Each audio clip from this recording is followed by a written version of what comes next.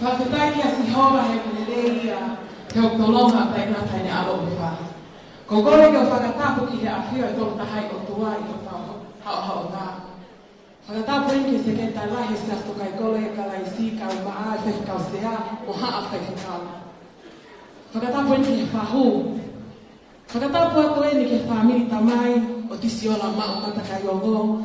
Ka maa whamiri whae o tisi ola ma o matakai ongo. Ka maakai ngā ofa kotoa pe o tau whakataha mai I a honi. Ke kātoa ngai e tau ataha o tisi o nā. To my non-tongue and speaking guests, we welcome you. And we apologize because we are running on island time. And even though you think you're running on late, you may have been running late. To us, you are actually running on time. So, talofa lava, nisambula vinaka, and a warm welcome in the name of Jesus Christ to you all. May we have a joyous occasion today as we celebrate the milestone that this Yola has achieved through the grace of God, her 21st birthday. At this time, I would like to invite everyone to their feet as we welcome this Yola Ma'u Matakai Yono. Ko kore au ke mo mea haki o lunga, ke tau taritari, e ta hine whai aho koe ni, this Yola Ma'u Matakai Yono.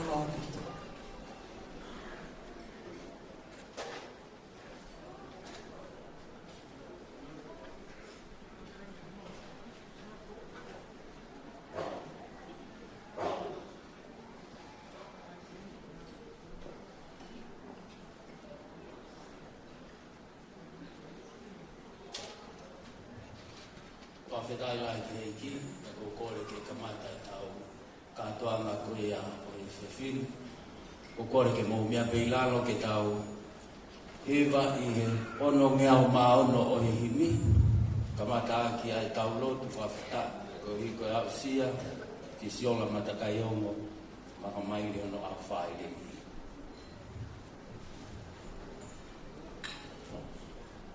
Ono no, ko e ku ngā ue tō ki mua, ke lau ai mālo e o tua, ke taua e ni ngahi o whā, ki a te au e tau kotoa.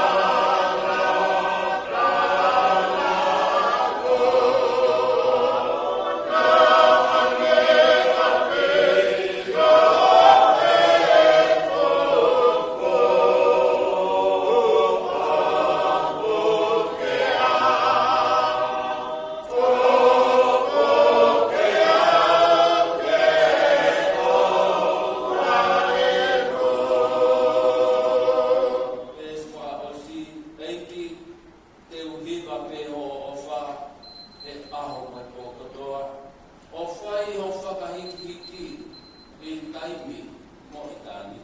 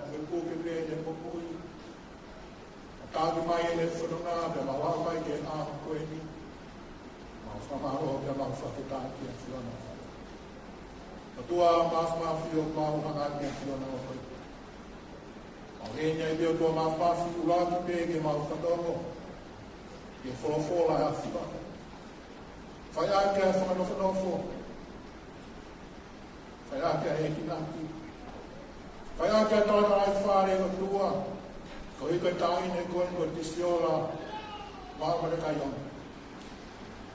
Ko whakatoroa atua ene whanonga ne a mai ki a koe. Ama hoko atu mene mo kui. Ngā rei rei ua o maura. Ngā maho inga tā pēke ni puke ka kumoni o na roto. Ka whora pēka tafu. E oku mo ani. Ka tuhuru ke ia ki e raka. Ka māma pēke. E ki mo ate whenawa koe. A tuka kato atu a whiohu. A ho koe ni. Nea kotoa pēo mawhai. Ka ngaki a pēka. E mea roto Maria ma te eke whamiri o mautonga ka pēka. E me awa ka tahi no kisi o la. Ma whai o tua whiawhia a taho koe. E ate pēka.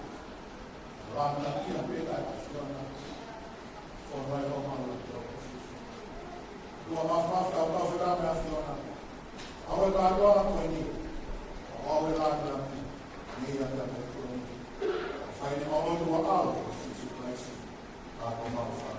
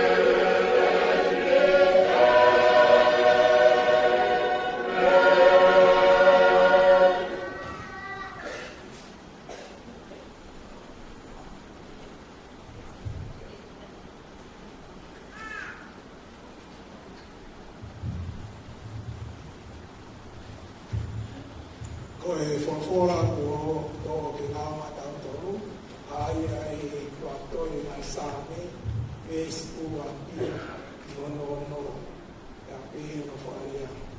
Munui a ka koe tarata koe kai fō I whakakau e whatoa mate, e tō I e hala I kau whai koui, e nofo I no whaanga hamanuki. Ka koe lawa si owa, a eni mana ko I lao na whala na wato a hau mai pō. E rangi a kau koto ke ngāhi mahai wai, ai a uni fua I ono tōkai, kono lau fōki o kui kai ngāhi, e ni ama pē koe haa uni whai, o kune monu I a pē. O kui kai ke pehea whakatua mate, o kui kai. Ka unau hange koe kafkafu o kui nia I e matanui, kono ia, e kai tutu ai whakautoa mate I e whamau pe koe kau whai komi e whata o ha whai totonu. E o tukama e si hoa ai hala o si whai totonina ka koe hala o e kau whai komi e aupa. Amen.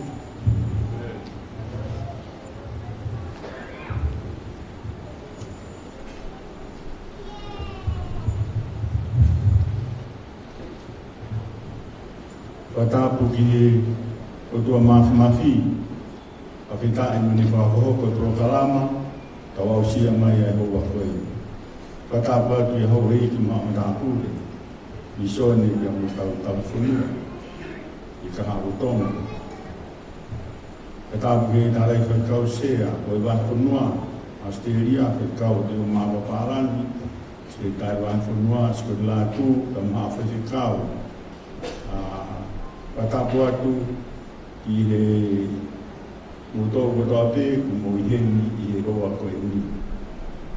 Katapu ki fae Maria be mo fa na un ka toa o tu mo programa a koe ape u fatapu ki ahino a ho ke siola o sia no tau o fu mata ha ya hon siola o tu be ke ma li be ai esi lo ape ko ai sa mi ta hi wa ai esi wa mo be sta ta ai Whama ai talawo hawa i a ni tau hia ki koa o wholofola.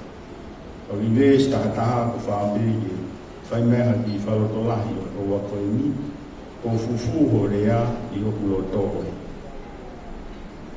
Ewa nau toi hia ki a ki koe. When I'm speaking Tongan, we are here to celebrate Kisiola's 21st birthday. And I know her birthday already passed. But Kisiola just came over a few days ago to my house. And I know exactly what she needs. Because maybe she thinks maybe we have to postpone the birthday again or cancel the birthday. And I understand what she feels.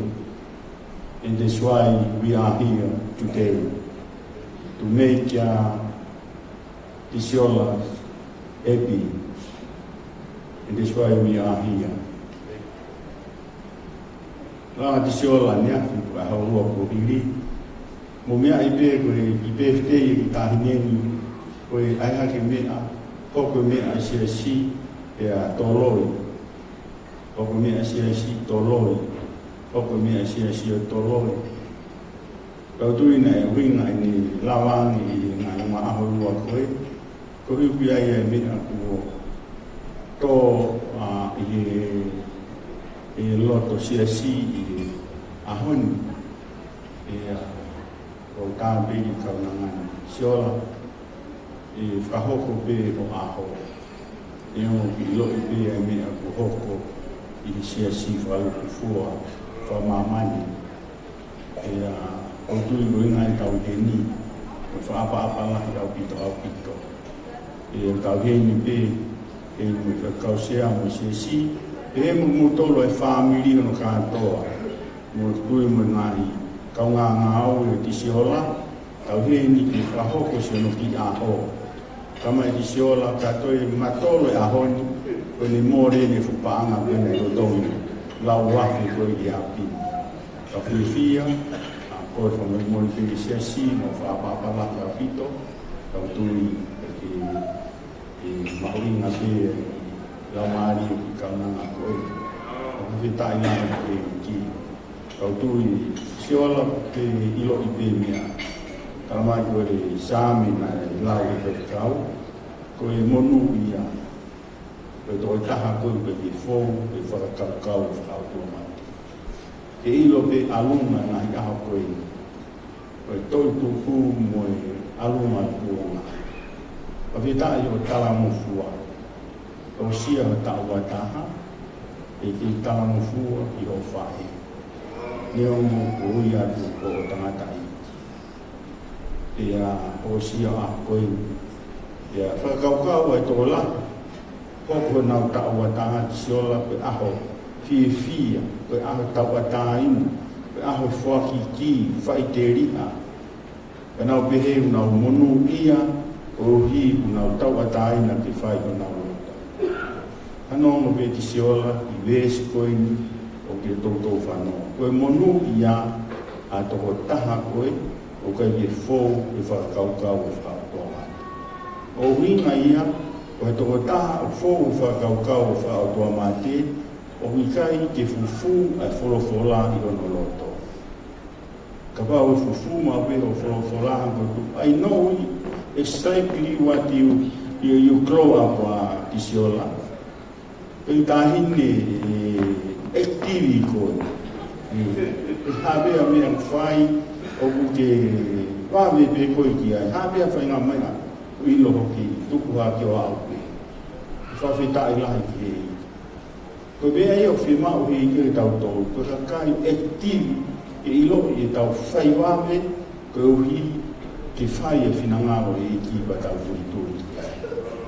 E hoko tau ataha I a oni I enu ngai kau ngā mea, enu kau ngāo, enu kau muri, ngā heni mo siasi, ngā heni mo whamiri mo katoa, e whai ai tāmonu mo e o sia ho tau ataha. E o tui pehepe mo e tāmonu ai siasi ke te koe. Ke ki hoko haki tāhine o ke fufu pe ai mea mo oni tā ai o loto. Ko wholofola ai ki. E mama hoko te taua ua, aloa tui hoko koe haa whotunga, whao whamiri e kahau, e ke mama I pe koe hui, e teha me e maa olunga ake, ka koe wholofola fufu hoko I loto. E tui maha pina au pito au pito. E hoko taua taha, ke omi e whamiri, ke omi e siasi, ke omi ki he holo whaafofa koini, ko ke teu teui, ke whai ai ho PFT. Ke omi hu whamiri kotoa e au mo siasi. Yange koe kotoa whamanaki wiga te koe. Ai mau pe, ai wholofola, ai e ko sisu karaisi. To ai taha, whamako mau pe a karaisi ke nofu I loto. E koe ia e toko taha, te ki monu ia. Koe ke kau koe alunga, o e toku tuku e mamani koe ni, kona, mo ngahi mea ki e ke ikari. Ke kau koe alunga o tō taha, o manako I wholofola ai. E toko ni ke te koe, te ne toka ngati koe, e hoko ata e pe o tā mo fua ki o whine iti, mo whakao mo ngo, ko hipe e mea o toka o roto. E tāpu kina koe I ki o roto. Hoko ata o tau ua, mga mai te o tau a taha, e whakapoloa koe. Hoko pau I pe ki toi eiki pe a kalaisi. Aina pe kia pe ato e tuku, ki ho mo ui, wa tau a tāina, o se ngai mea, amani koe ni, ka ke piki maa I rei. Whawhita lai. Whamiri pe amu kāina, whawhita I ki taini koe, teu, tau honga ia, teu lahi au pito, o whai e ki kaunangani, nani teu pe no a o. O tui pe tau honga ia, e tau hao I whia whini I ano, PFT tau haa. E tau honga ia, e mao whenga maari, e tau whanongo kāna tonga, e ai e tisiola no tau a taha, ka tau hawa e tue whanongo I wholofola. Ko monu ia ha siasi, ko monu ia ha whamiri, ko monu ia ha te ngāue, ko monu ia ha te mea ko tau pe whai mamani, ka pau e tue taha kita, te whamiri kita, te siasi kita, o te nofo, pe I kau whataha, whakaukau, whakautua mate, o tau kau whataha, whakapalani, whakautua mokoi, ko kalais toka taha. Tamai aloma, wahtaha ua vesi wapi. Koia se o kofaan. Koia o kontinake a kāinga, e funga na I whai mana ofa e utua, o atu o mousino ko e whenau lao. Kainga tonga ko e whawhia. Ki tau ataha o tisi o la, ka mwene whekau, ki tau hoko mua, o ka kai ki tau tōru, whuak ki tau moui, whenga maari o tau mau, ke eike kaisi. Wheha potu ki hao miai, whamiri, mea koto koto a pe. A message from Isiola's birthday today, here 25th. We just invite all of us. She is a believer. She believed God, and she already accepted Christ to her heart. But we are here. She prepared everything for her birthday. Everything, decoration, food, spend money, for us to come here. But I know exactly what in her heart, what the Bible says. Jesus is the truth and the life. And her invitation for us today, for us are coming. It doesn't matter, or are you Australian, or white, or brown, or black, whatever. But thank God, we have, He gave His only Son, Jesus Christ. He died on the cross for you and me. He is open for everyone to accept Him. This is not our place. It's a place He promised to us.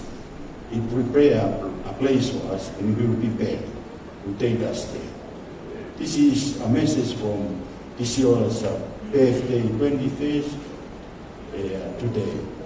Thank you for your coming for your birthday.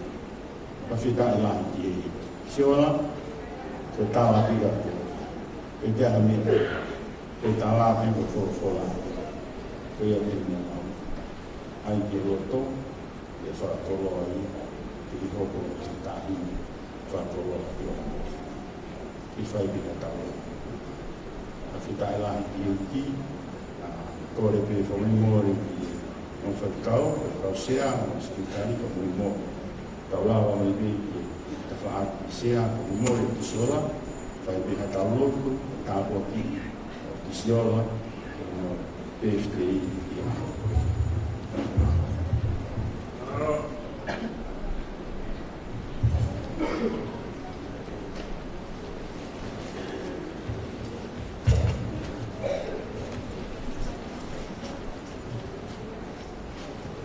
so saya bilang sia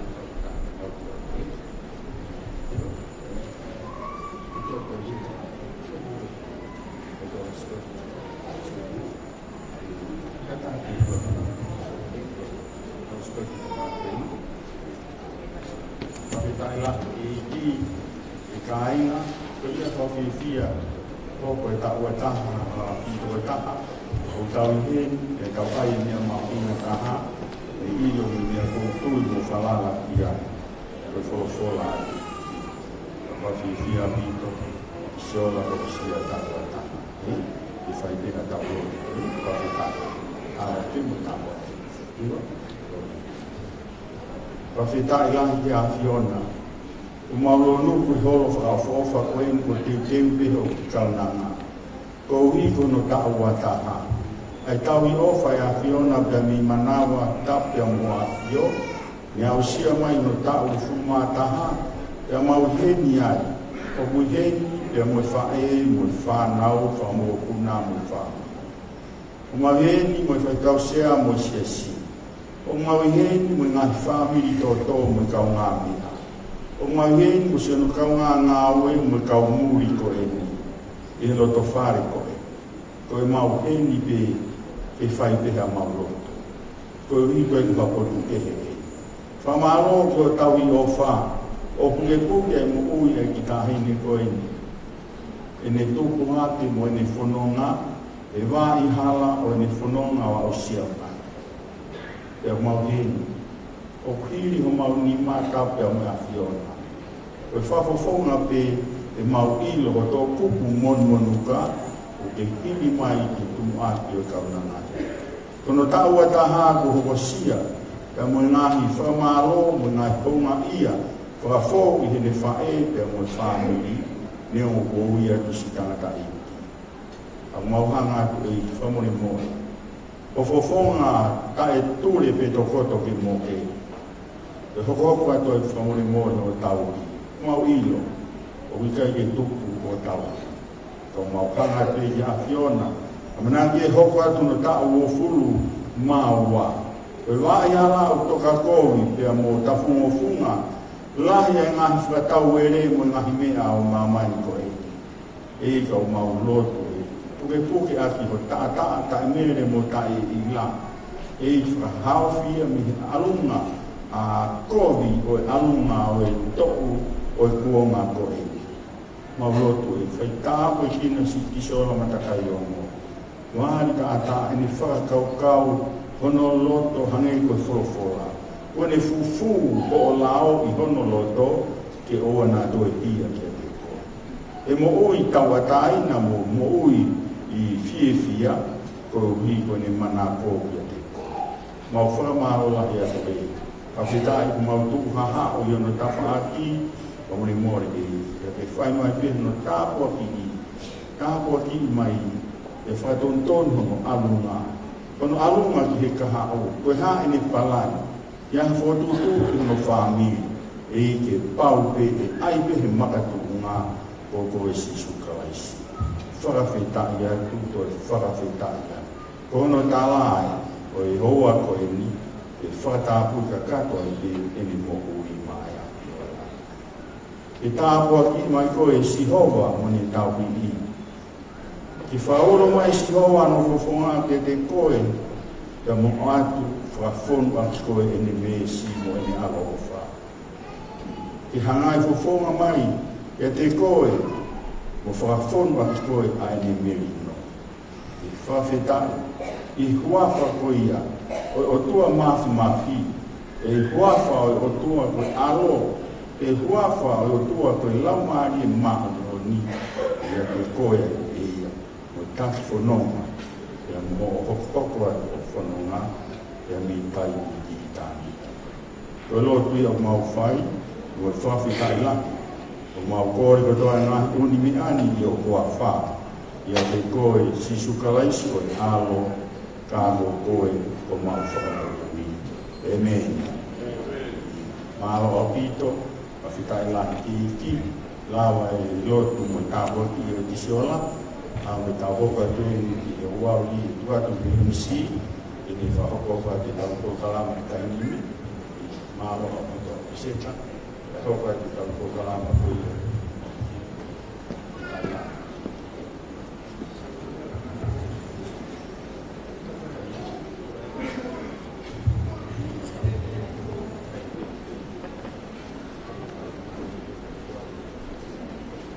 whawhetai lai ke iki, whamaloa tōni ki kau whawhekau e he tuku tāpua ki mo kamata e tau o wau e ahoni. I he whainga maari e koe ni te tau hoko atu ki he o wau e ki, whamamone atu kaina, ka i he taimi koe ni ko kora ka tisiola. Kora te DJ ke tuku mai pē ki whasa tisiola, ka i teo mai ai o wau o ki. Malo apito.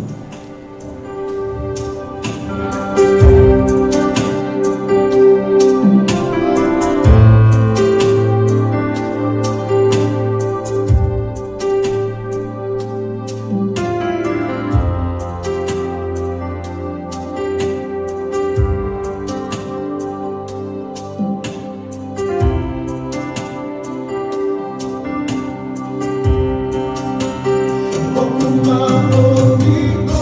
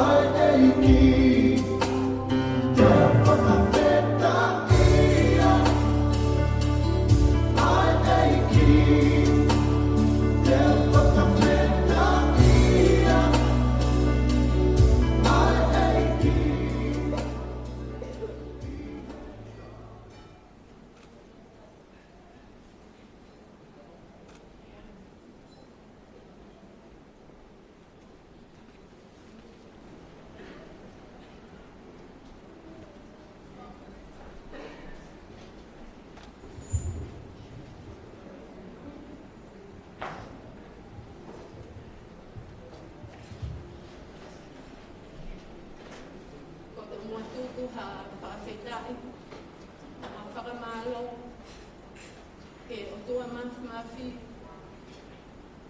koe uhi, ko ene whakatutu mo palai, ai aho ko eni, o tau kau ngā kau whakatahai, i hono katoa ngai, o tau, o funu mātaha o tisi o laha ke aho ko eni.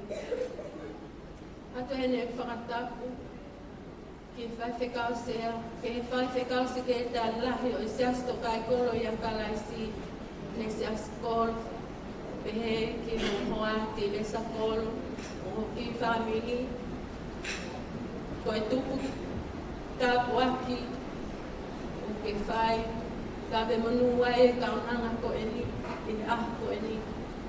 Pehe fo ke whakatapu, ke whai whekau sea, Wahenga Australia,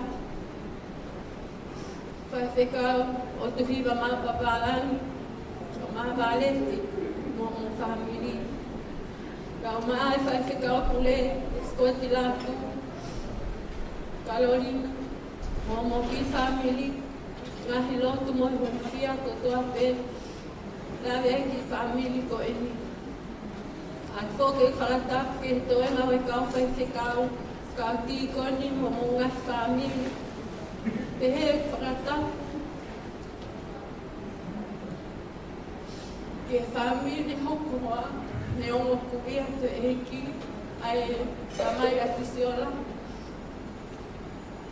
Ka ko kole whamole mole na pehe, ko tuu ke tongia, whatongia.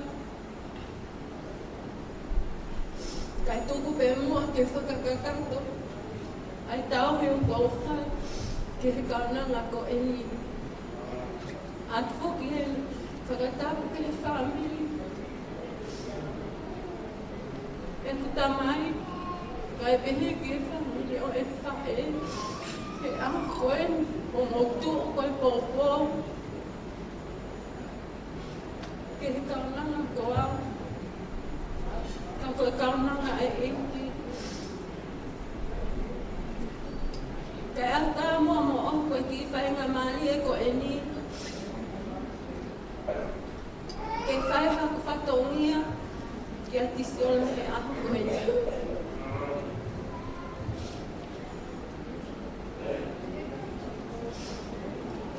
Tisiola, taru ho vale vale. Koe tohi na ane whai hono tataki koe. Mo hono ako ne kina ho mo owi. O ke hawai, me he whai ngata. Mo e whakatawe e na whii. Oa o mai ke ako e.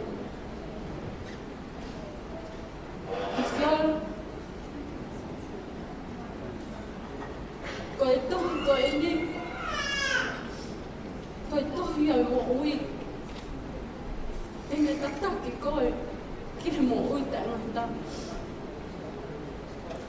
Walo vepi mahi tolu, resti mambo e ono. Whalawa ki he eki, ake e kutoa o hioto. O owa te ke whaki te poto o.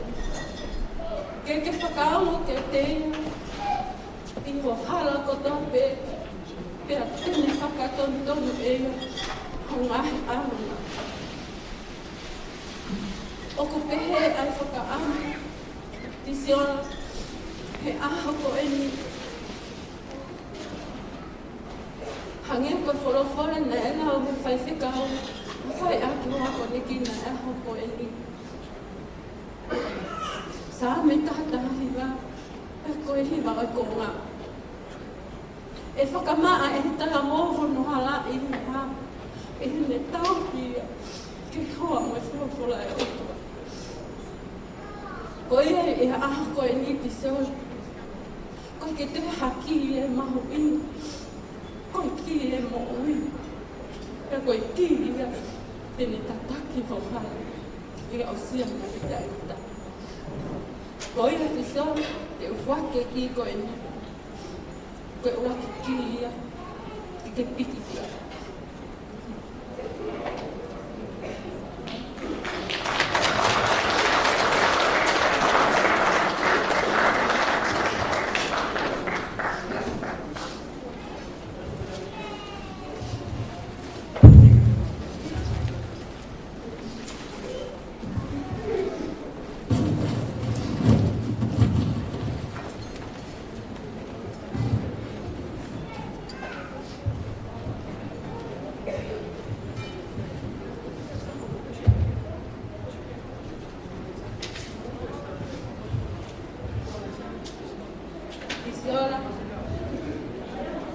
Koe ki e no wa.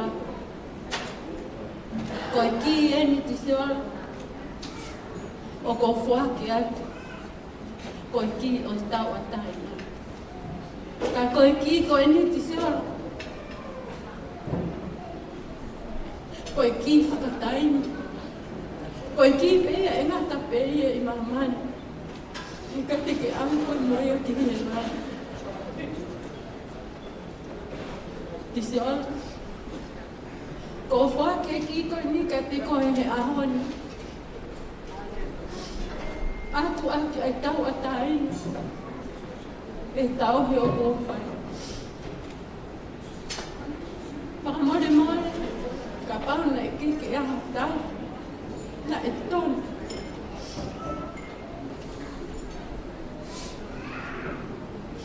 He whanonga nā ta awhai manu o koe. Lahi taimi. Ho haa hople o. Lahi taimi. Nā tau tea i koe. Koe o hui koe aho koe ni. Ka ko whakamalo e ki he otua. Koe o hui koe omi ki tau he aho koe ni. Ke ta whakamoani pe maakaraisi. Koe a ti sora. Ko whake ki koe ni ka te koe. Koe o hui.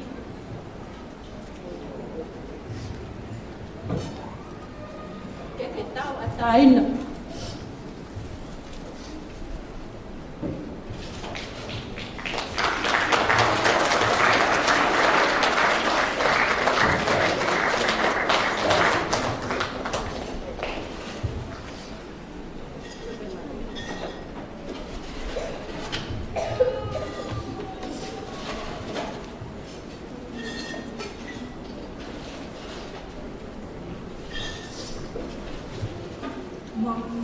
Honestly, my whole team like piece of life. Never did I imagine I would just be me and you standing here today.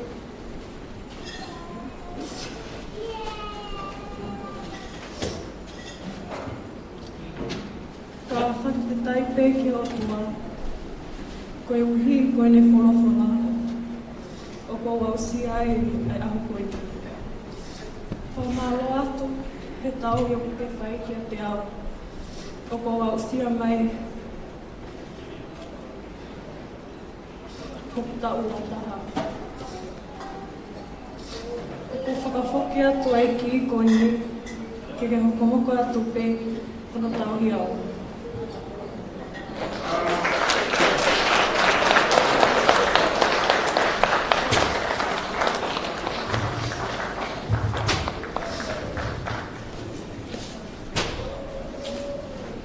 Ka te upuke pē. Ka te upuke ai ki mui taingata. Ki hoko atu ake ku whanonga. Sāme o tahatātika vesi te au mani mai. Ka hoa wholawhola koe tōhuru ki he kulaka. Moi māma ki hokala.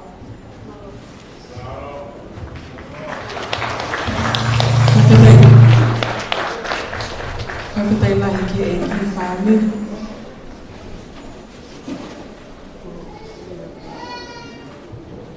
Whālo tāri mo loto hau ngā ria te seola he aho koe ni. Ko whawhoki mai hoki i e hoko atu ho tau hi. Pe aku te whiawhia pe he aho koe ni te seola. O ku ke whia nofo pe i api. Pe aku mana. Te te tau ki te aki koe ni, o ai o ki ha aho, te ke lea mai ai, te ke whakawhami ko o, te ke mamahi mea pia. Ka koe o whalahi a ki sioa, malo au ki te tara mufua, te mea kutu a te, ko ai ko whai, malo.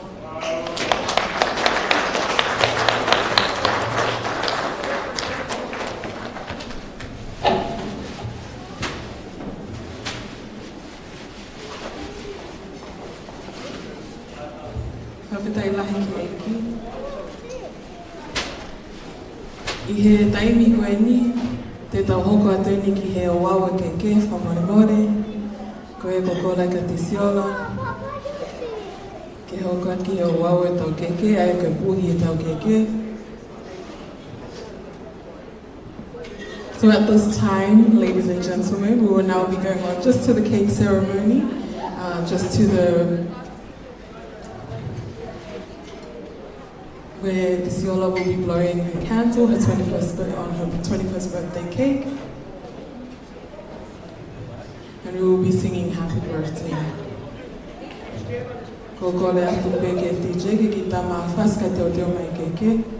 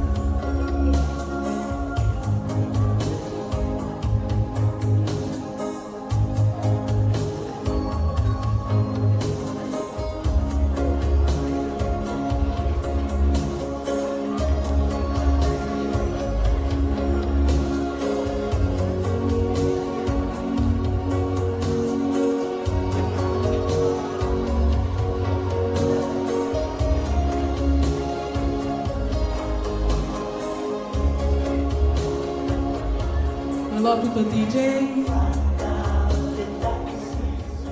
from Mulat Kainga Kotokia, Umayene Kautupuke Tisiola, I know from Mama O, from Mole Atu. I can not lava my any eye that a hoko atu, Tisiola, a wafa si sukalaisi, a wafa toka tamai, alo balamari, Magole Atu, Kike Puhi Hoke.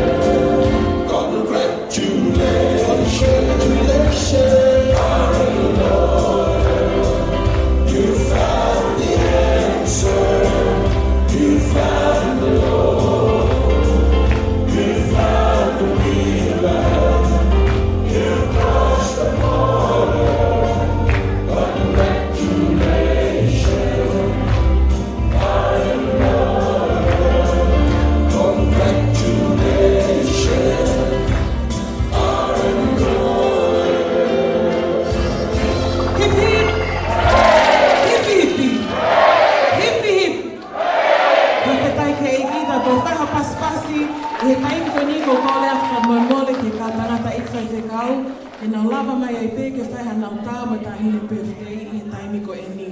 Ko le pe ki TJ ke tuku pai mai hana hai whasi, whamamole a pe kaina.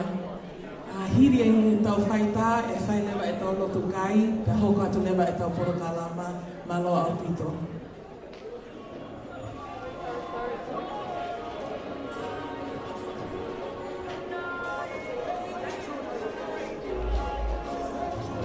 Ko la pe tau whai tā, ke nau lava mai ki mua, ke whai tā i ke tahine birthday, ka maa e kau whai tā.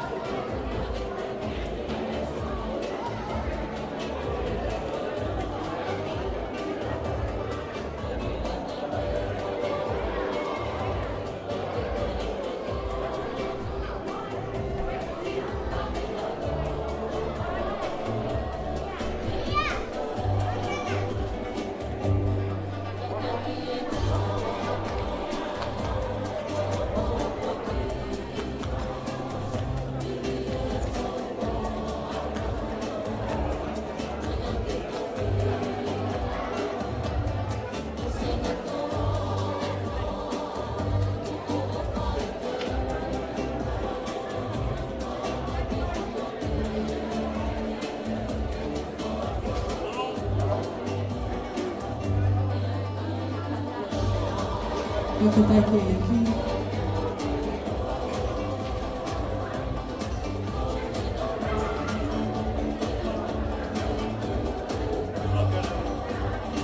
Whawhetai ke eki, ko le atoeni ki he whāmiri. Tamai a tisiola, ke ko lava mai, ke whai homo whaita a tisiola.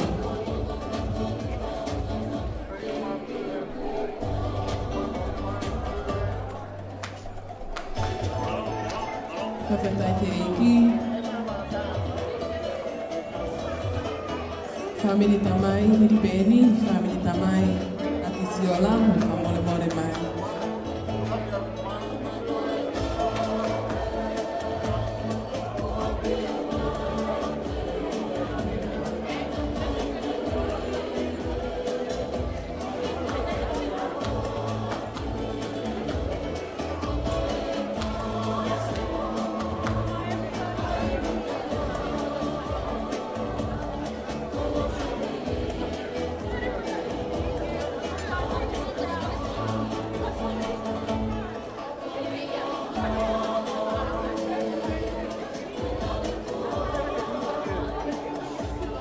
Whawhetai ke eki, lama pehani ihi mai mua e te pire.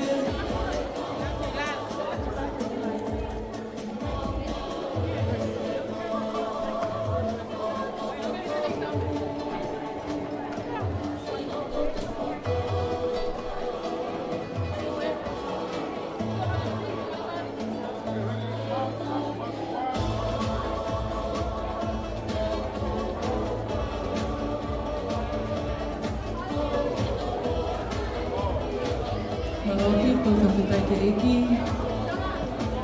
Ko le atoni ki he...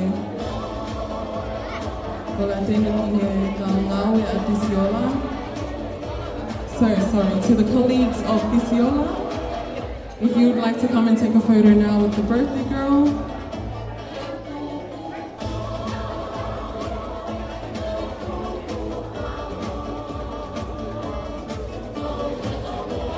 Ke taimi ne kaungau e a Tisiola, ke nau whaetau o Tisiola i a keke. Hiri peia ko lea ke whamiria Maria, family whaea te siola ke nā lama mai ke whaitā.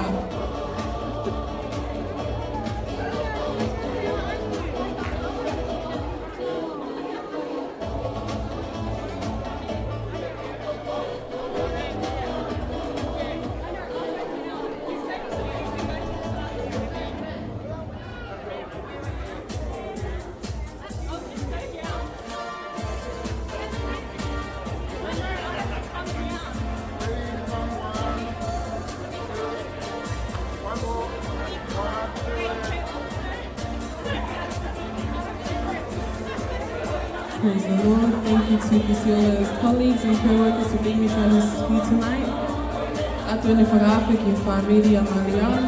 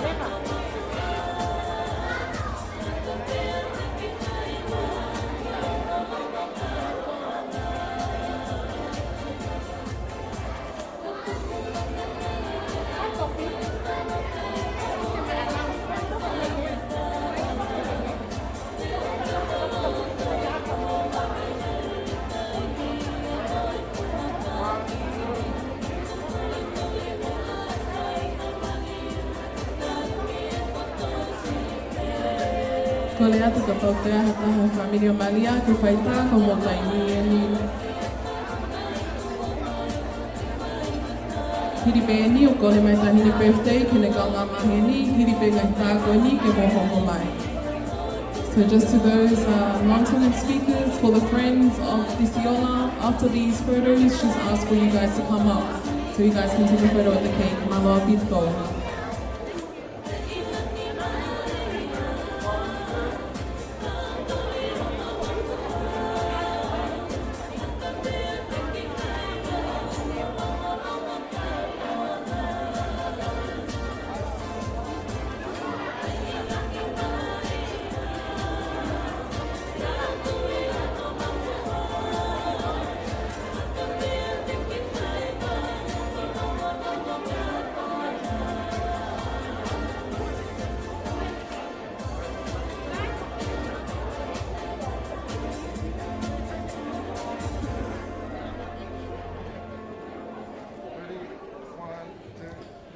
Pito Hiripeni, just Pisiola has asked for her friends to take a photo.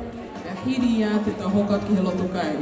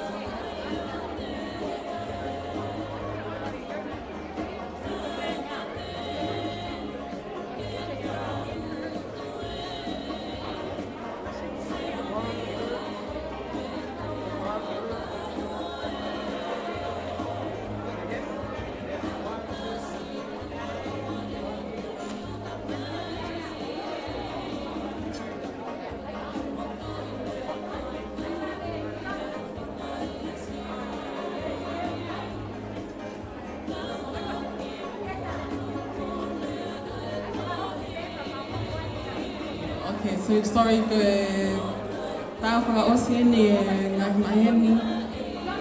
My friends at Isiola, pahiri ko ia ke tae family Maria me whanau.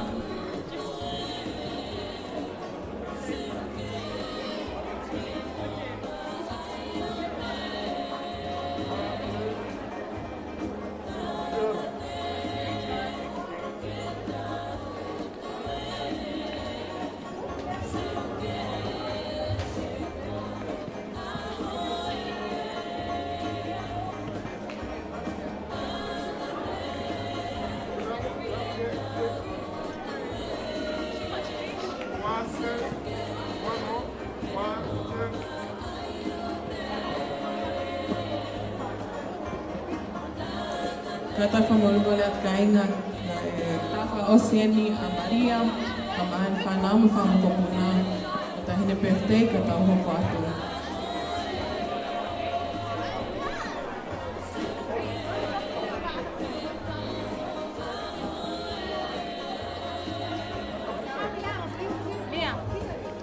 Kole at ki he brothers and sisters at Isiola, ke mo lava mai ki moani, mo mo ngai family whamorugole.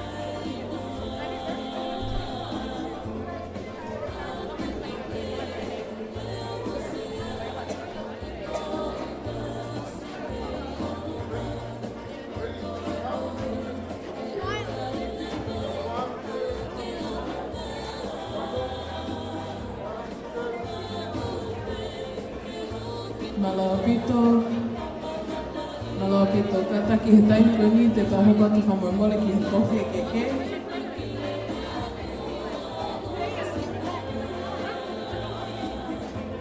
Piri e tofi keke, whamomole ka ki he whaiwhikao se smoni kawha, e le ka mea mai ki whai lotu kai whamomole.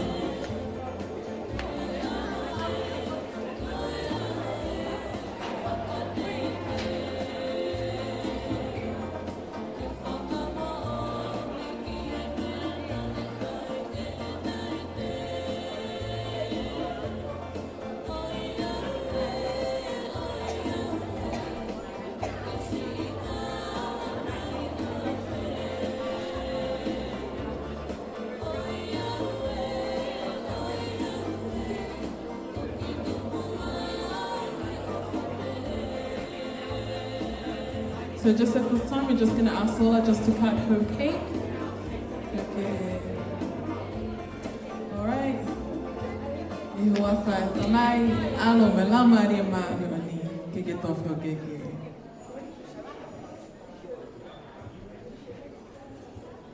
Whawhetai ke iki, ka takai, ka tau whahe paskas ki atua. Kele ka sola ke mea mai ki anu ka taanga. Kata hokon ke lotu kai malo apito.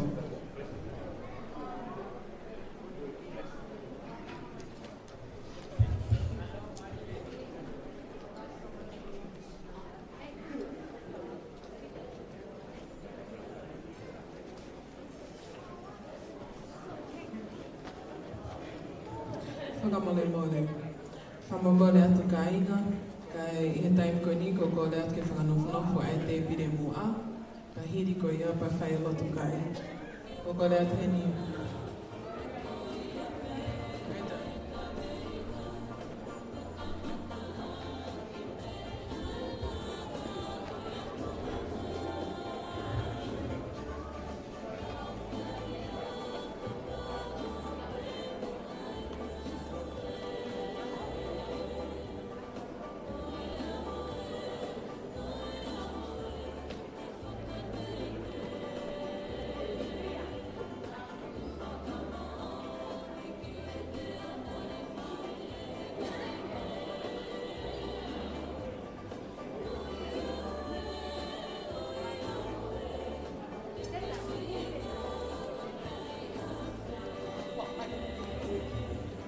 mole ai kola te ke whakakao sea, o tuiwa mapapālangi. Kama as whakakao seketari e ahinga whanua, skoti atu ki me lava hake ki te piremu. Ke mo lava hake ki te piremu a. O kātau mai kola ki a mere. Tele tamanika, ki me lava hake ki te piremu a whamai mole.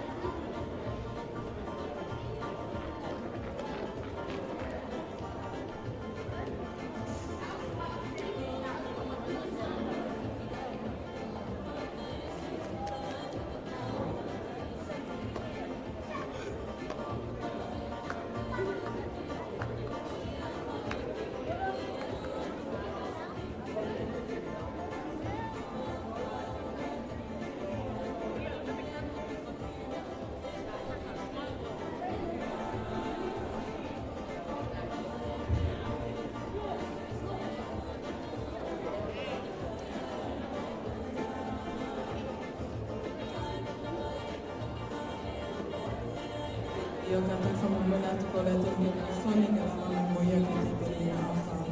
Allora, tutto.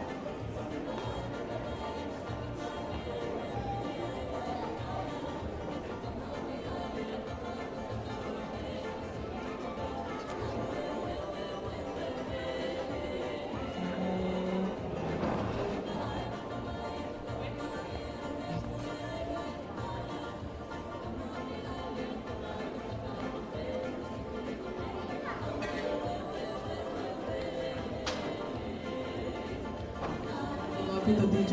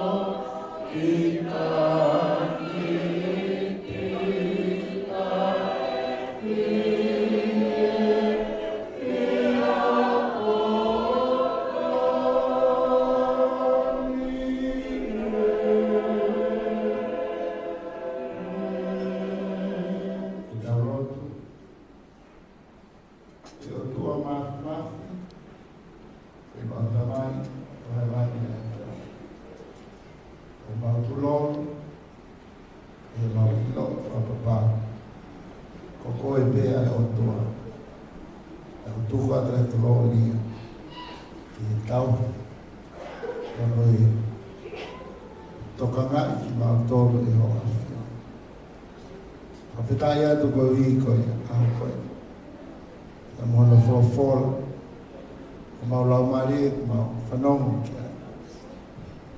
e hoa ko ni o que teu fa forma e family e ne to kon a do tu yo mau ko mau ko le e tamai Wata ke mau tolu.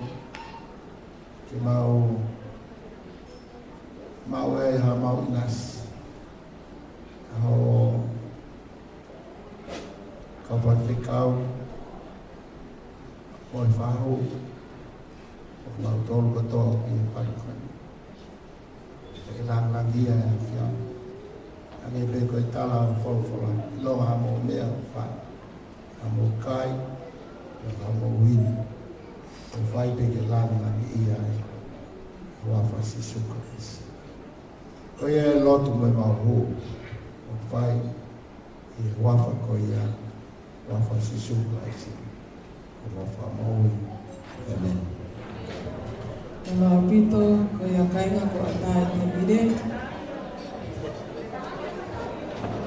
So sorry, we have just finished saying grace, so we can now start.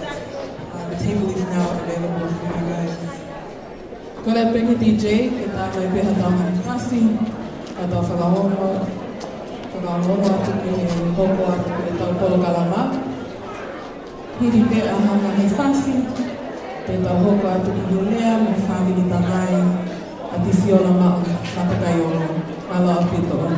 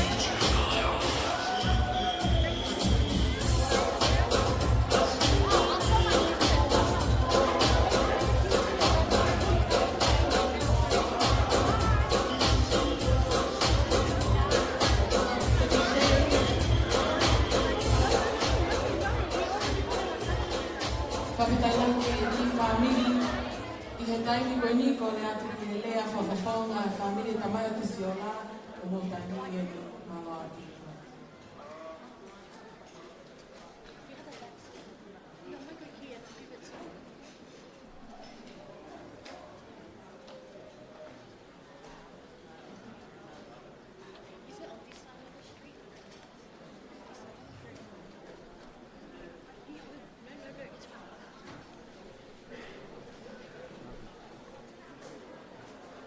Roa. Ado moa ke o tō ke tawia e whatawia koe ni. O whakakoloa ake e mawhani e tawhika. Whatap ki a whio e atua tai hā mai o tau lota ngā. Whatapat ke whānawa ho eiti. O tau kau whataha i a kātoanga e a hani. Whatau ke whawhakausea o wahe whanua e sastaka i kolo i a kalaisi. Meu whatapu ki e sketari o wahe whanua. Whatapu atu ki a o mau ka ainga. Pege ni whawhaa. E whatap ke ngata ono ke tonga. Whatap atu ke a wata hei waka pehe ke a rikirik. O pehe whatap atu ke ngai tōma whare katoa pehe. O whelala vei. Ke rahene pehe te i ahani.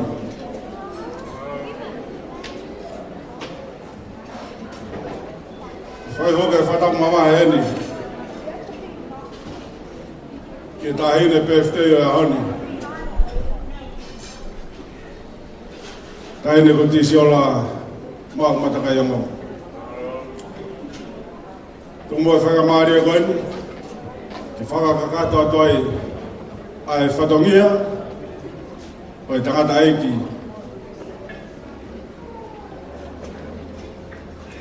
Ai tahine koe ko tisi ola. E ko whatap kia te ia. Ko ne toka ia noa mo e whi maari e. Ana oi ko sisu karaisi. Ko re whamore atu e kai tō mua kia whahau ko atai mo toa koeni. Mo ea ngai ko pi kinga pe mo e tahine PFT o ahani.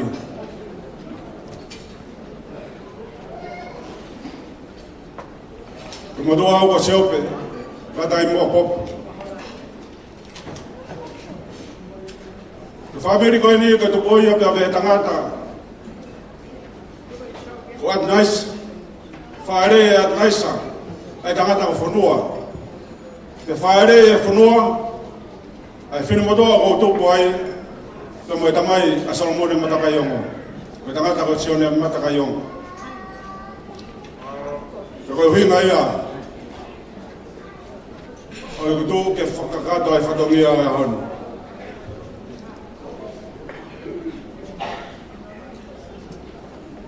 Ia e kawenga rea.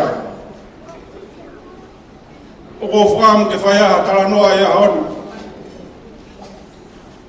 Ko hui, ko ahu mahui ngā koe ni kia tisi ola. Ko koe tōnga rea, pēa anu wharea. Fat whala. I whare la lava. Ko kore whamori ki hau oiki. Ko hui, ko rea, ko ni, ko rea ia. Ai hou eiki. Ka koe hui koe mahuinga oe ahoni kia tisi ola whataha moi mahuinga o rea koeni. Koe a kou whia tō ai a rea koeni ke whai ai a whakawhaa. Kua tau toru i ahoni. Koe whatu whala i whare la lava. Koe maui a pia mei tungua. Taimina ke ia whio ai a tahene tamaha. I tungua.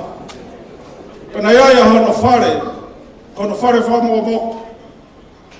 Ka koe whare ko ia nai lalawa ia e kau lalawa katoa pei tonga na nauhanga o whamau aki a ngai alanga whare o whare koini.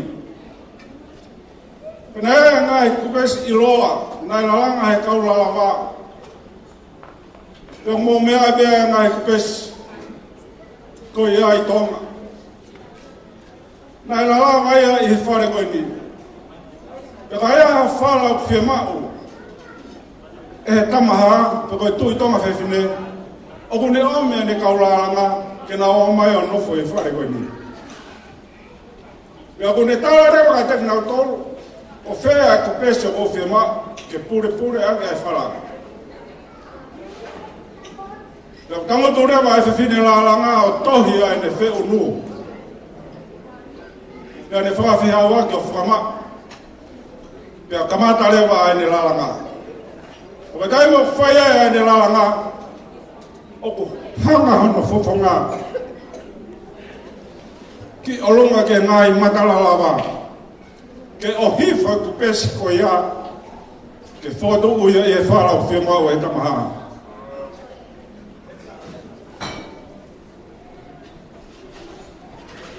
E daimo kakato ai langa e whiwhine langa ko ia. Pea kune whalahi ato rewa e whala ki a whio ki a e tamaha. Ko kakat ai ngā oe nāne whai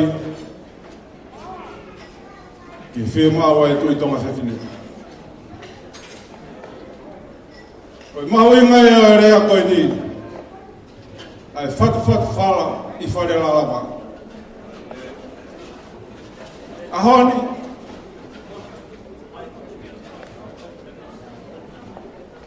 ko au sia e tisi ola no tau fulmata. Pena mo pi kai ka kata family.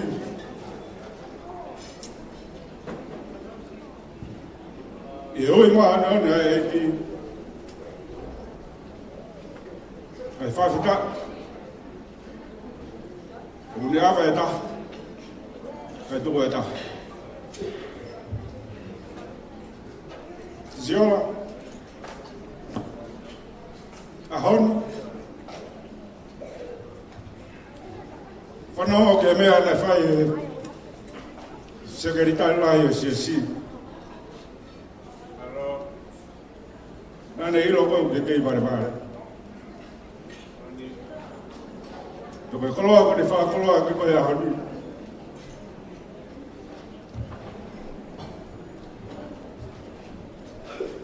koe koloa ia me he whatu whala I whare rao.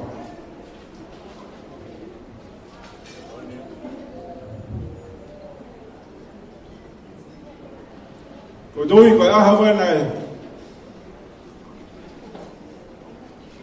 mahe no ai ko tui a maria ia te koe aho ia me kamata ai e to whiunu a maria. Aho nai whanau iai koe aho ia nai whamau whatu ai e maria ai ne to whiunu ia kamata ai ne lalanga ai whala koe ia nai hanga hono fofonga ki ngahi matalalawa o hifo mea e ngahi koloa ke whakoloa ake hono whala nane whai tangi pe ai ne ngāwe e nai e aho nei toka tāmak te more e amanaki ka nai kai ke hiki hono fofonga te me ngahi matalalawa nane sio whama mao pe ke olunga ke ohifa koloa ko ia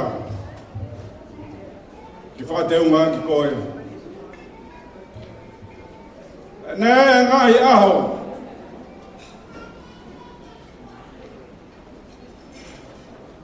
Ai ngai pare mana hoko e family. Kana e fama ma upe ana fofunga.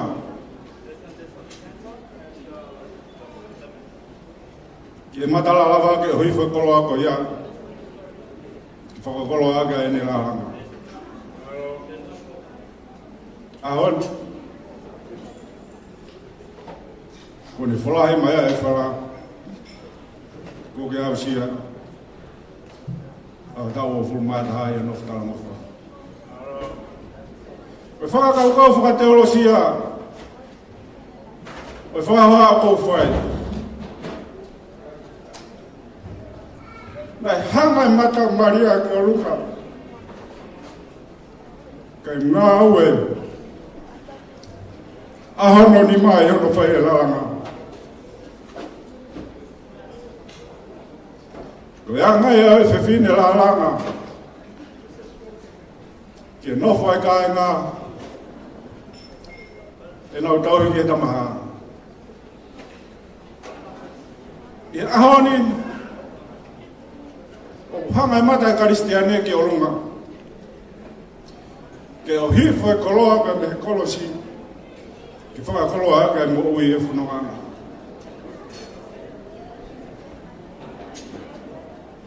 Nai kai ke sio ke ha Maria. E kai nei hoko ai ngai whaingata e whanonga. Nai whama mau pe ano vovonga ki kolosi. Ke o meia e koloa ko ia. E whai nasia ki koe. Aho ni ko folahi mai e whala ko ia. E ange koe mea e tangata ekske tai lahe o e siasi. Ko ia e ni ko folahi mai e ao ni Maria. Te siola a o mo itala mo fo toki hau he a honi ai a ko pe mo ngai fala kalaka ona utala mai ko me a kuwa ko positive pe mo negative foi lai nei e o tene hanga fa o me a ko to ape e university mga o tau fai. Apa te nau whatonga ia ngai matalaranga i e whala o puhua pe ai whihaua ki ko ia. Ko ia kau whakalawa ia. Ti siola koe kolo sia tau eko si sukarasi. Ko ia bea mea te ke matamata rere i ai. Ko ia bea mea te ke tolonga ai. Ko ia bea mea te ke monu i ai. I o harafunonga. Ko whafunga i atu. Family kotoa me ap ko fanga siare fanga ko paluki ko tau ko velata te me ap yo to panga ap ko lo ven o fala ya ko me tala munu e vai tau fono nga ko ni ko ke kamata ai ko ade ma popo tala munu aga re tama malanga ma ya no fitu vesi ulaki o kunganga toake ai ulunga lele i lola takai pe mau ngange ai aho e pekia ia aho to fanau leure vai malanga kaltawat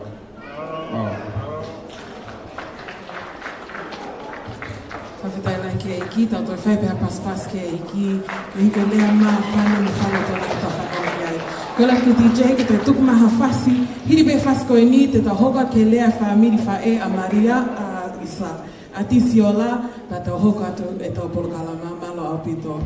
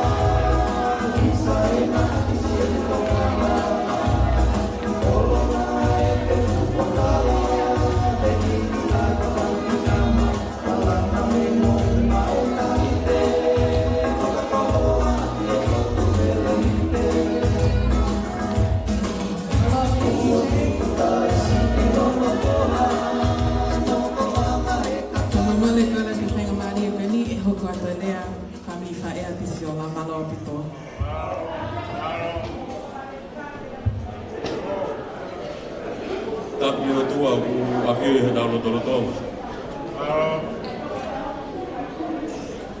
Tapi o iki ama e fare mata pure. Pada buat ki segarita lah. Siasto kai toro. Kai uma e kausia. Wa fa fikau. Tabuat ki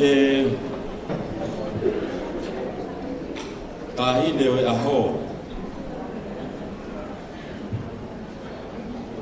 Koe mau kui. Koe mau whai. Koe mau ku whiwhi. Tabuat ki whahu. Tahi ne ko tisi ola. Tabuat ki family tamayo. Tahi ne ko tisi ola. Dapat kai ngau fa ko pe taulonu e malu e farena e tau fie kau nga fia e no fa fia e aho e kau nanga goin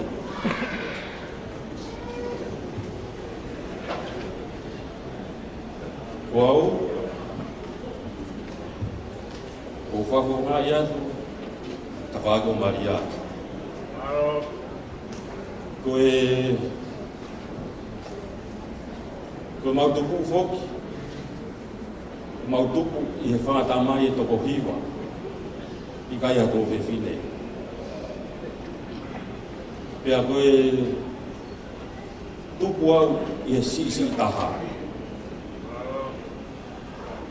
mautoko lahi peheni, kau lahi nau tolu, pia nau pui mai, ki uwhai e au e maulea. Kau tari loto fie maari e pe. Koe lea e whiawhini, whamaloa tatape.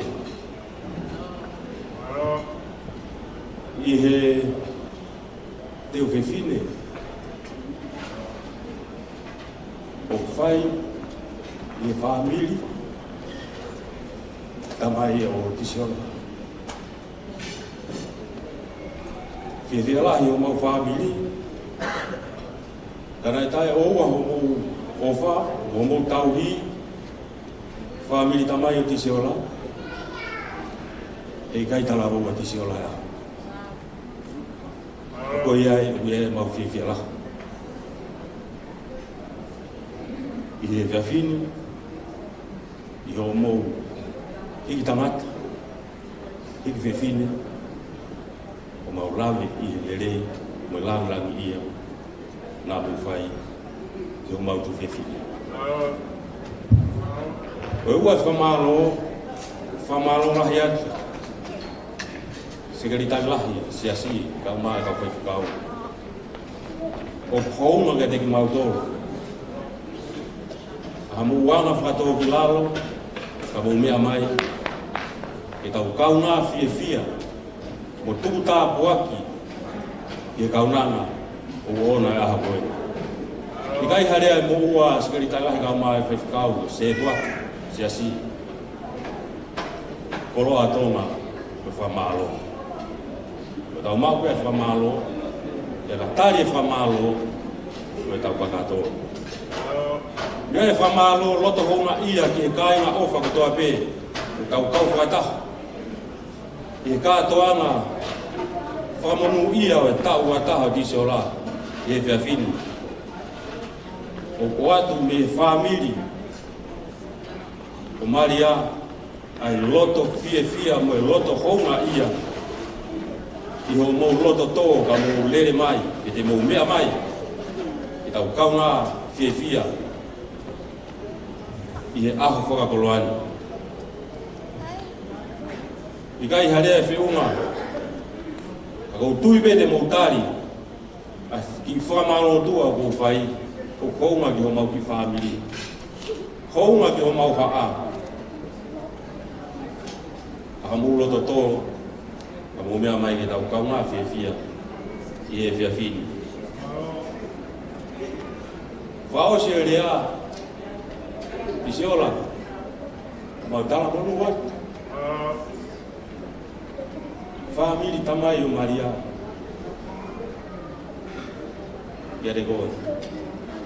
Whatawangi ki he otua, i te te o atu hona i tā. Whamonu ia ake ko whanonga. Ake kāpasa wholau ko whoaki po o. Tau kāpasa wholau, i to hita pūpia. Whatawangi, te ke tāria i mea o whawhungani ko whoaki ma awo. O fie fia, te mau fie fia ai. O fie fia ai o whaiwhikau. Fie fia ai ho mehitanga. Fie fia ko tō ai o ka ainga ko lolo unu. Pea auna, ai lotu mea honaki ko whai ma au. Fie fia fini. I kai hamaurea ai. Koe mau talamono peiga te koe tisi ola. Ai wholofola ana maheni. O kuala maheni gai e tau whanongo sāme wa tōru. Ka bau te ke tauhi pē kia sihoa. O se pia kotoa. Koe mau talamunu pē ki siola. Ka tawangi ki o toa. Tau maringi mai ne kere si. O atu katonga no whi maari e. Pea ne kini atu wa i hala whanonga te ke whauai. Whamo o atu hataku aki. Mahau ka hao. Ko ia e lea, o whamaro, ka tawangi ke o tua, i whai tāpui kina i rau tōru, i kātoa ngā kau whai, tewe lewa e lea, ka tō tāwai. Ka tai ke ki, ka whaka spasi e lea whama whana, o e lea whaloto lahi o tātou i whanongo ki ai me whawhawhonga whamiri whae a tisiola. E taim koe niko kor whamomola kainga, tō e tāmea tau whasi kai kore atu ki he whangafae a tisiola, te hiri pē whaskoi ni pa whamohoko mai ke whahoko mo whatongia. Maloa pito. O whaiwa, o kutape a e o wha, o si fumea whakateki e koe a o e whare i a kama. Sim,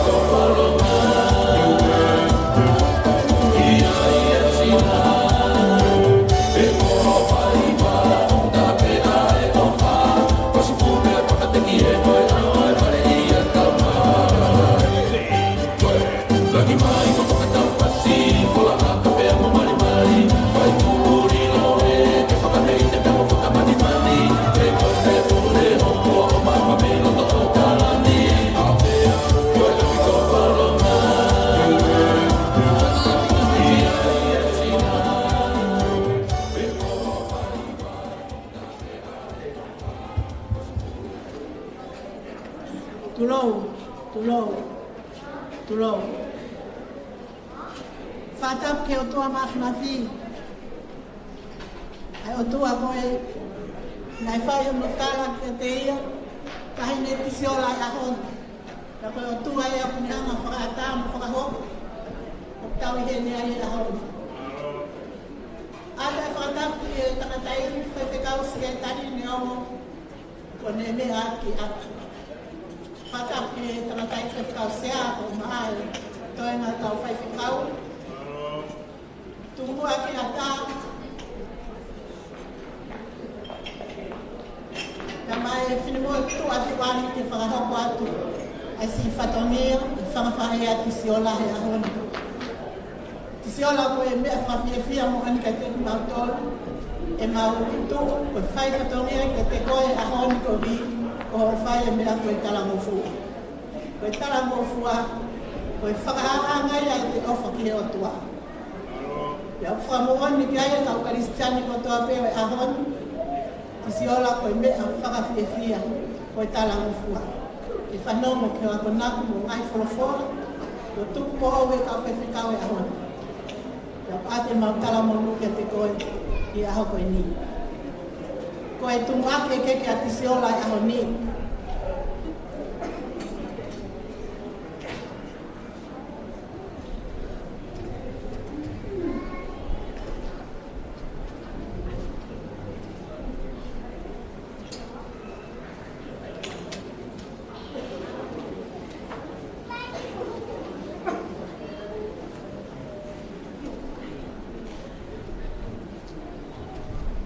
Koe wala whai aho, taini ko tisiola e aho ni.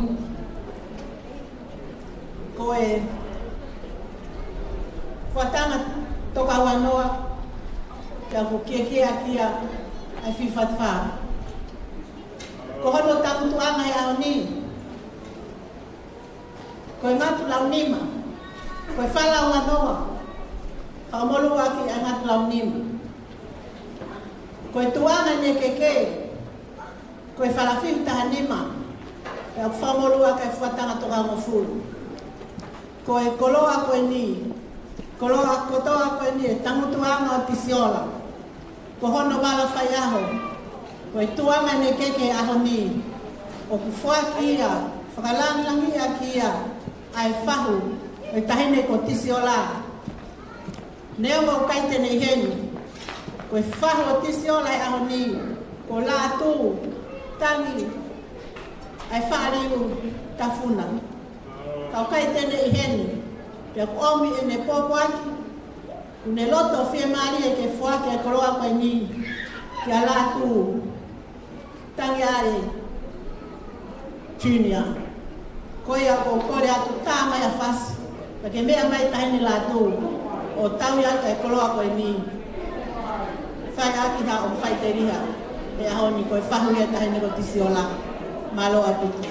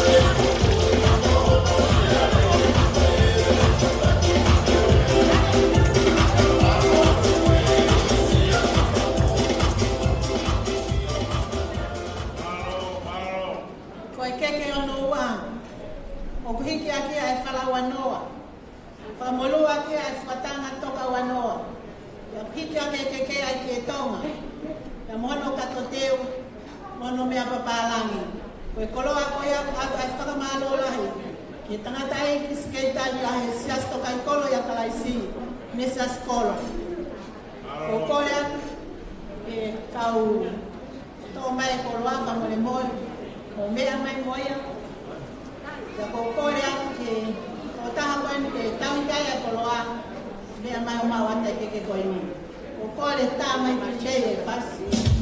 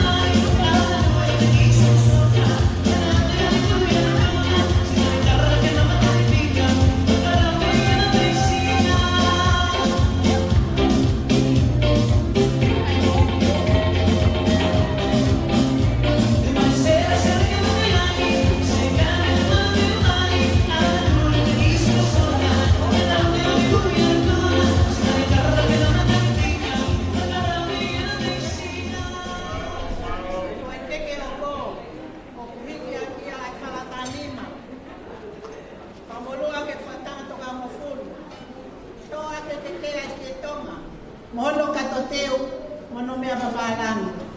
O kufuakia mama ai fahu, o Solomon e matakai o mo. Koe tahene ko mele tamani ka, tau mea pase.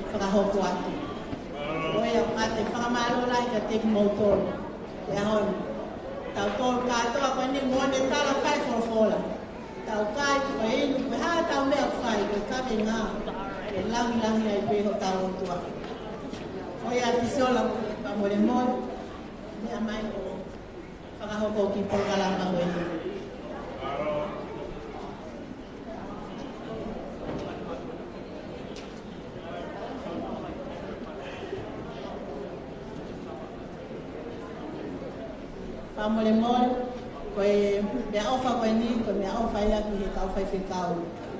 Koe me ofa uraki, o whakia ki a Miriami, tawa taina. Koe whawheta i Miriami, ma aloa e lotu, si lave monua e kaunanga koe. Kai whahi e maa.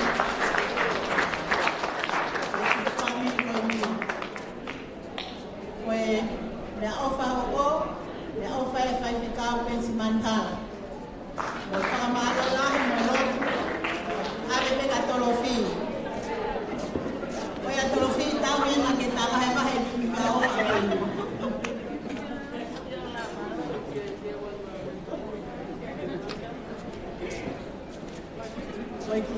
whahoko, whake atua ki whai whikau, o manaka tau whohe, ma loe lotu, lawe monu ai ki kaunanga koe ne ahoni. Kai kia ha mea mau e ki, mea o whamelo e te me watu ki e Christmas.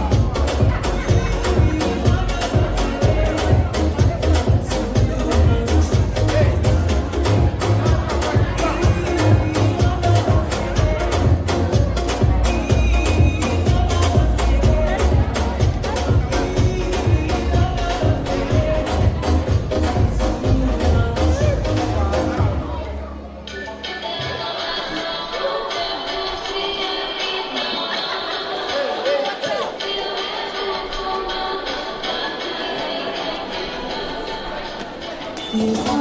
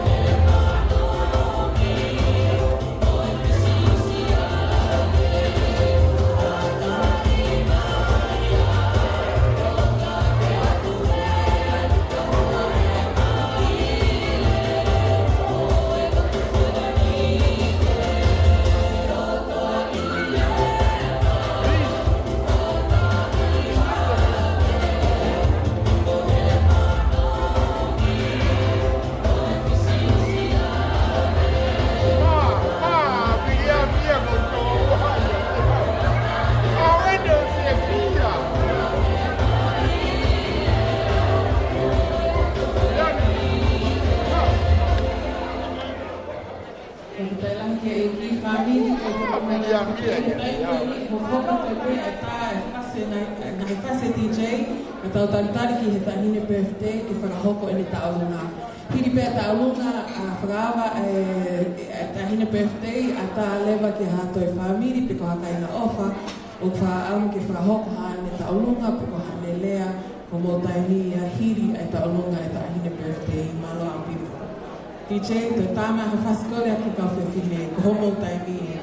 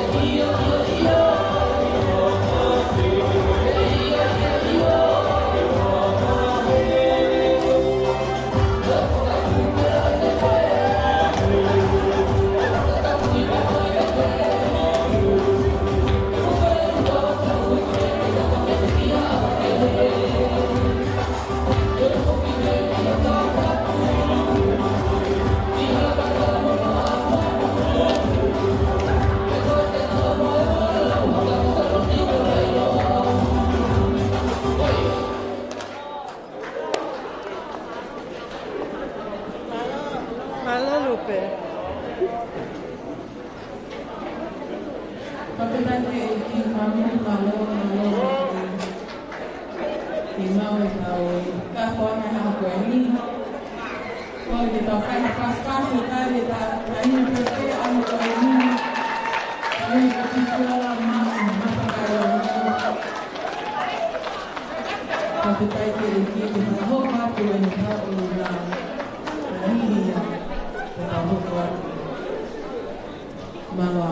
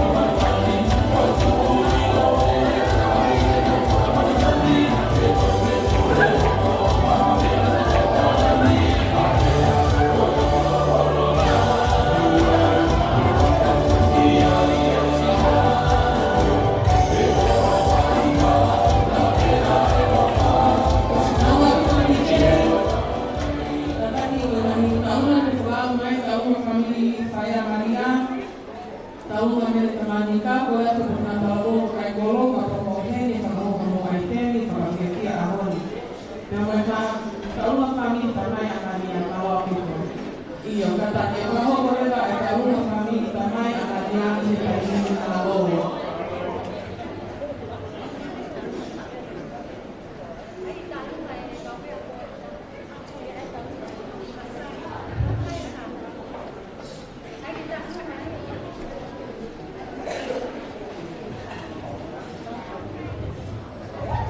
Isa kata whamai mole atu, ko toi whatonton mai a Maria, ko eni e whakahoko, e taulunga o mele tamani ka i he taimini whamai mole malo apito.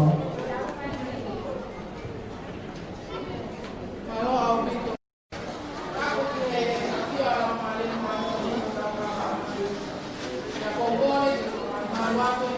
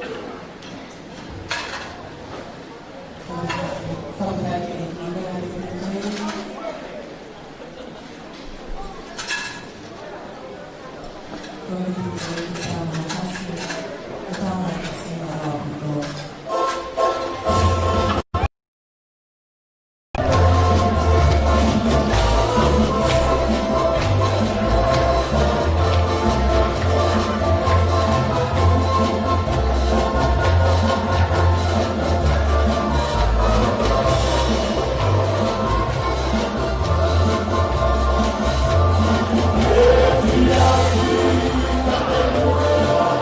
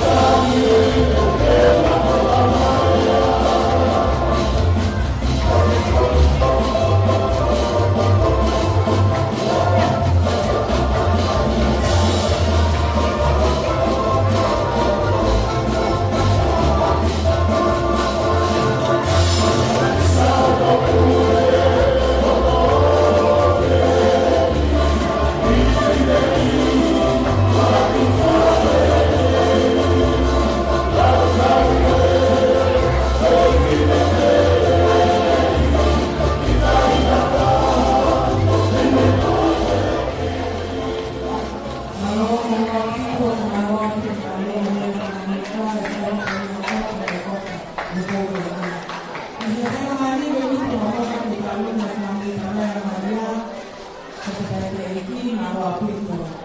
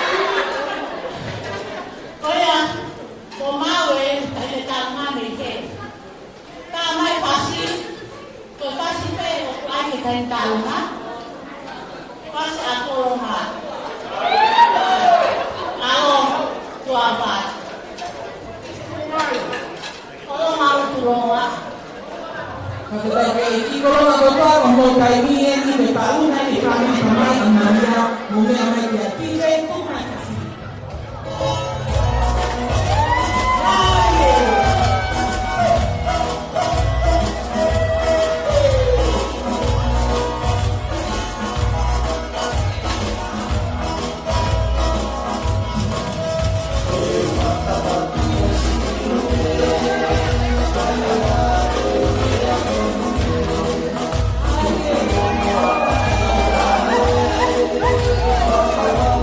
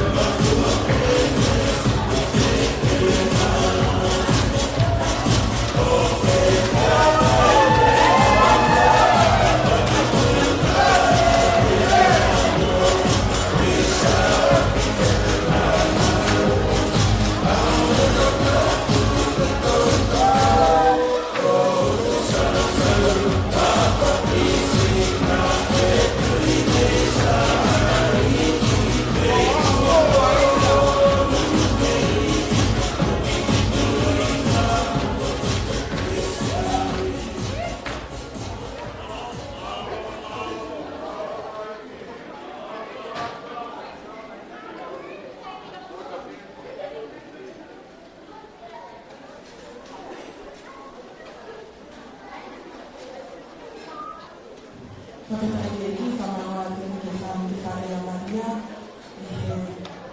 i he ofare, tu whatai e whokoni. Ko lai te whaingamare ko ni e whakahoko ata whaunga o Phineasi mo John Wesley, Phineasi mo John Wesley, ko mo ka ni e mawa o pito. Ka te whakaunga atu te, ka te iai anai a taunga ofa ki ngā whana e kokoni, ka ta ke whakako mai te ia mai. Malo. Kou kore ke u whakamamawa he tarakakato e sonua mo lopi. Kia kou kore ke tala mo tāpui kia ku whanatu ai.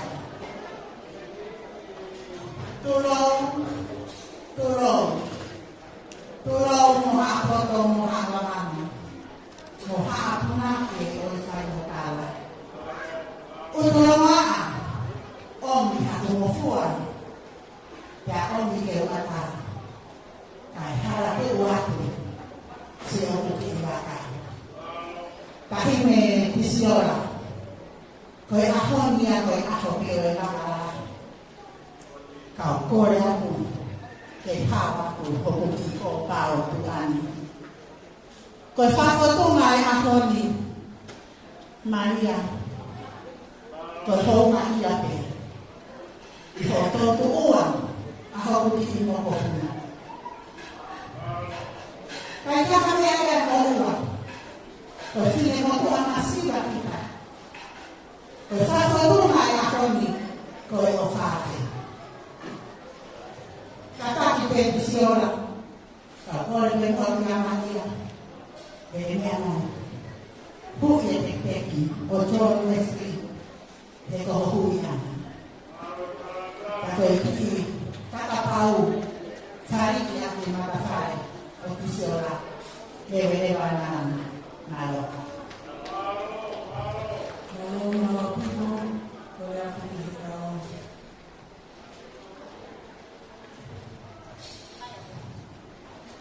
Malo. Kataki, koe ka John Wesley, ke whakahare o whakatora tahafe, malo.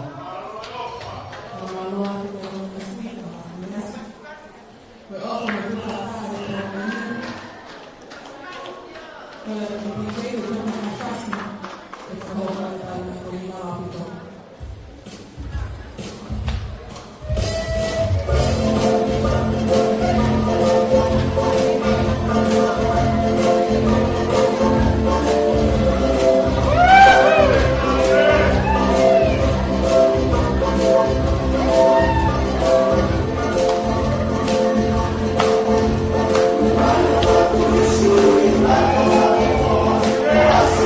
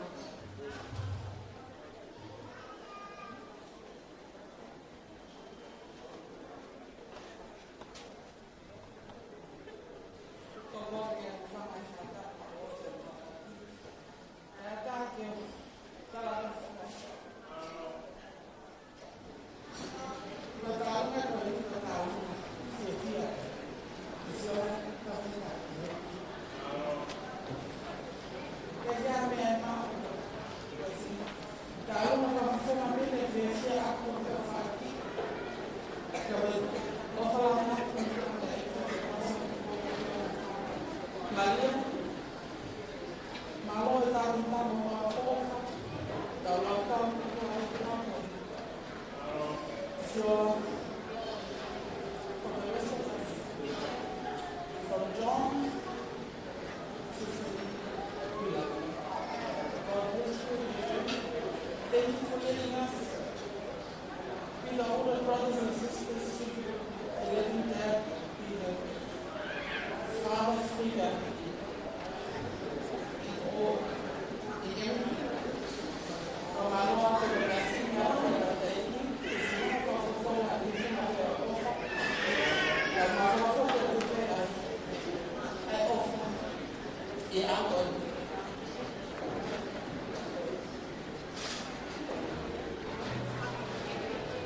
Oh,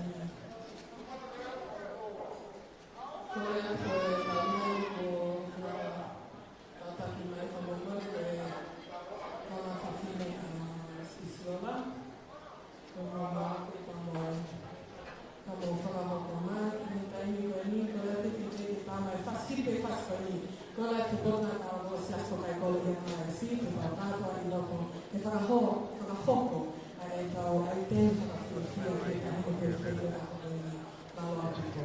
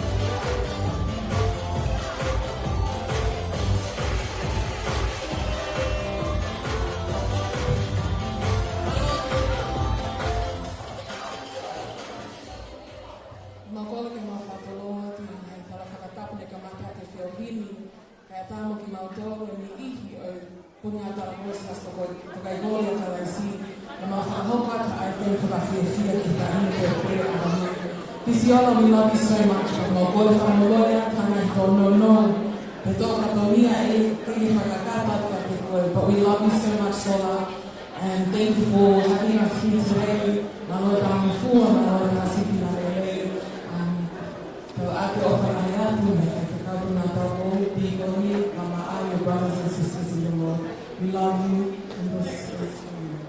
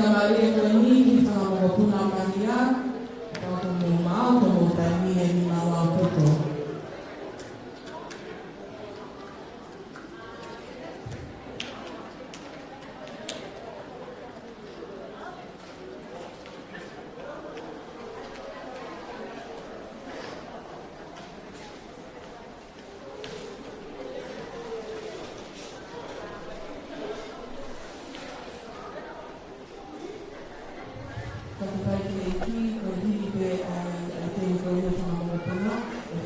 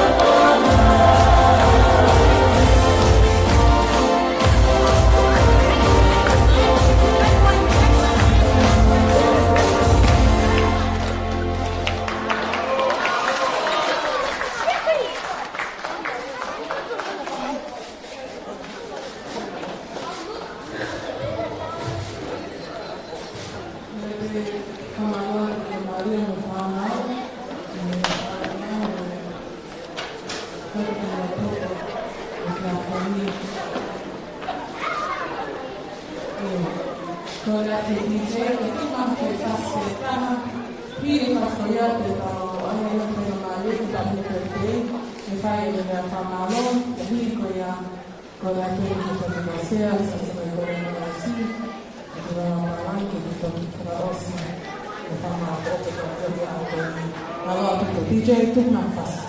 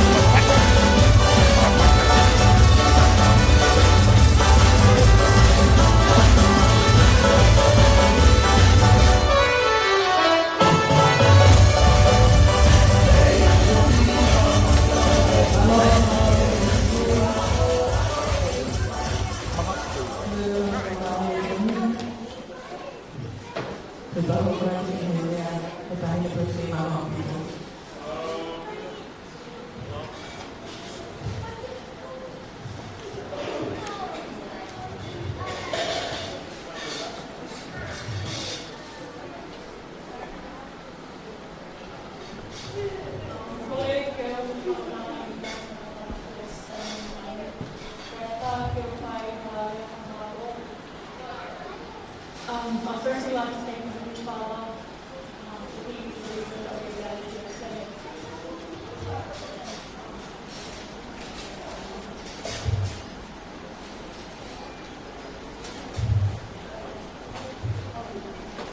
Amang berarti dia cerita lagi siasi, siasi polo.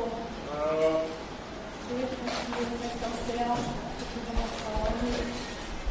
Dia punya kita pilih. Depois de ter estado no toa e quando o logo não faz vai mal sama orang dia tu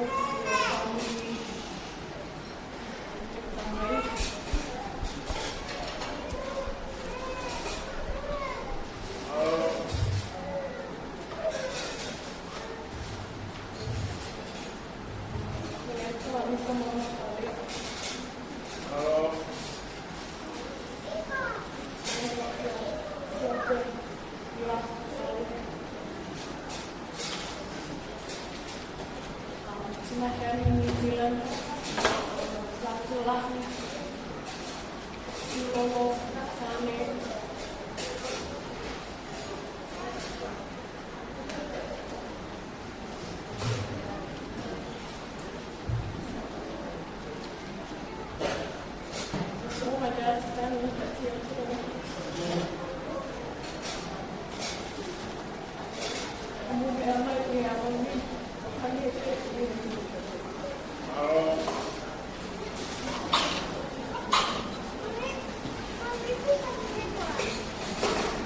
my mom's family, the Noah family, Kamala, Neafi, Pino, and Sivika,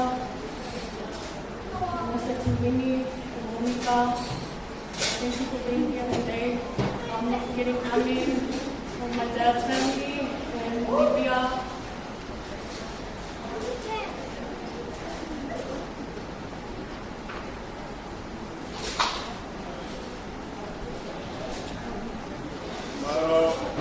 Thank you all for being here today.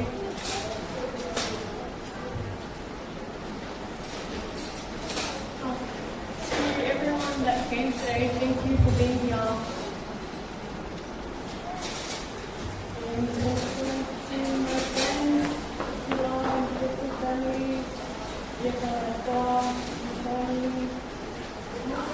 church, thank you for being here today. To everyone that cooked today, hope you were good from Okinawa. You guys still showed up today. Thank you so much.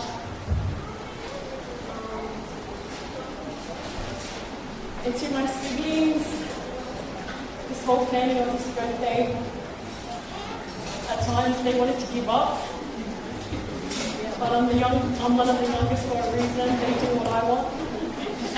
They do what I say, not what they say. To Sione and Lute, thank you, and to the kids. Joy and Mia, thank you. To Viola and Devita in New Zealand.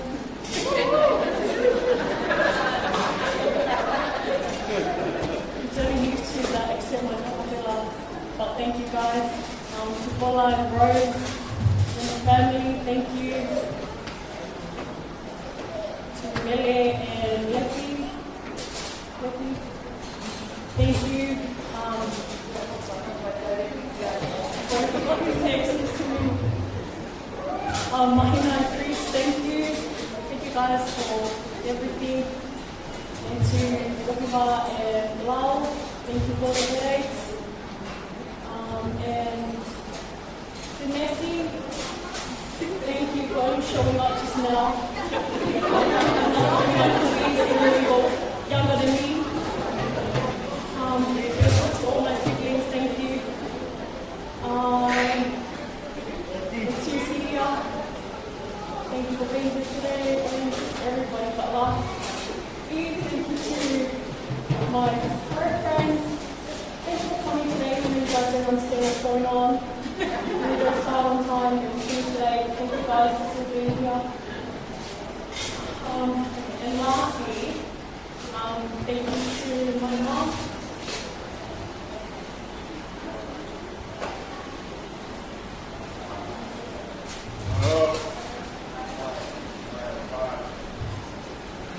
For 2 years now, she's played the role of both father and mother to me.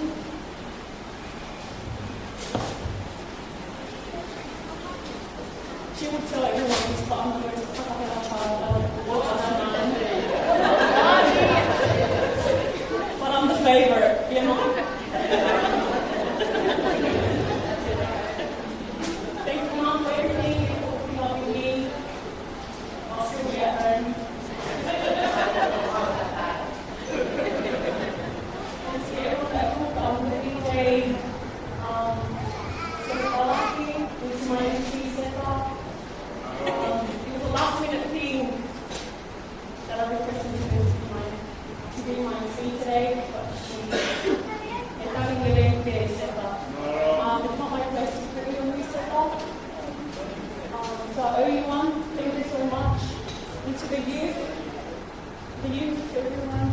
Thank you guys for being the youth.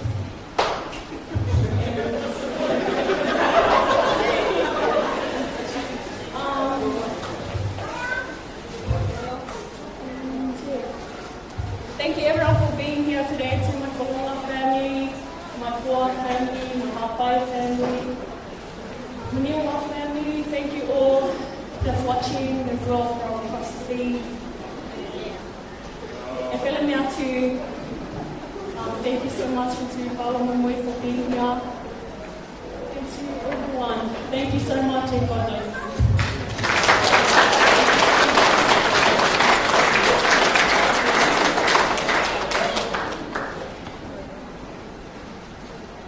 Malo pito tau kore ke fai pe pas pas ke iki. Aku kore ke mai ke pasera. Ndio mawalani kile amani. Para osse da fai agoni. Aba ate ni kore fa mamole. Me hensi. Dia na famami to famami hala. Aku ni fa fa mamole. Aku fa na ke no ke ya kala isi. Malo pito.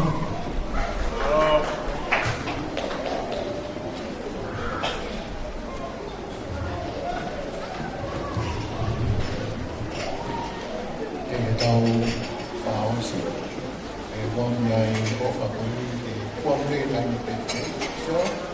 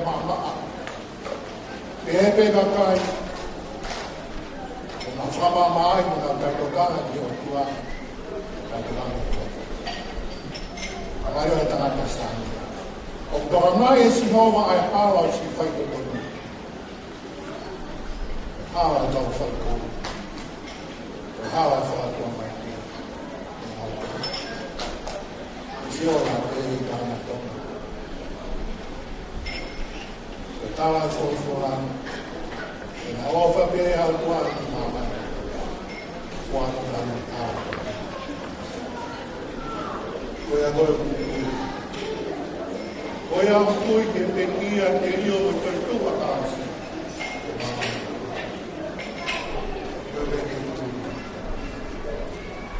Koia koe kai ke kui. Kono i pana koe mau. Kaya kona. Kaya hameo kala i fofona. Kaya koe kui. Kaya tai ni te hama kui. Kano na tonga ha tau whainga maari. Ai whainga maari o e mo kui. Koe kai ke tau ino o wheo na ngata ana. Ko maari ke tau kuke. Ke tau nofu toi kai ngata ni mama. Kaya ki tau mama. Kaya whakaroa. Ke tau whoipu atu ke tamai. Kaya whio mai tamai. Ko hai o whoipu atu. Perché io non voglio per compulsione, poi per bere, per anna, per servizio. Per non mai cambiare il moraio di forza. Che sia per cambiare il moraio, papà. Per morire è una guarda. Che sia una controllata per la vita. Così si pensa. Ogni santo.